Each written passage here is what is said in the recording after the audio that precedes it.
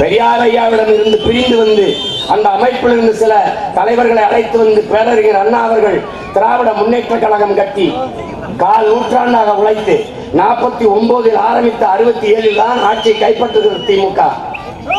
100க்கும் மேற்பட்ட பெரும் பெரும் அறிஞர்கள் உழைத்தார்கள் அந்த கட்சியின் வளர்ச்சிக்கு. கடைசியாக ஐயா கருணாநிதியிடம் கட்சி கொடி சின்னம் ஆட்சி போய்விட்டது. அதைத்தான் சொல்கிறார்களே, கரையான் புத்துக்கட்ட கருணாகம் குடியேறியது என்று. அவர் கைப்பற்றிக் கொண்டார். கட்சி கட்சியாக இல்லாமல் கம்பெனியாக மாறிவிட்டது. DMK is not a political party. அது கருணாநிதி ஃபேமிலி ப்ராப்பர்ட்டியாக மாறிவிட்டது. அங்க வரி வரியே ஒரு எம்டி வருவார். அவருக்கு யார் விசுவாசமாக இருக்கிறாரோ அவர்களுக்கு அதிக பதவி தருவார். யார் அதிகமாக வசூலித்து தரார்களோ அவர்களுக்கு அமைச்சர் பதவி தருவார். அது கட்சி இல்ல, கார்பரேட் கமிஷன்.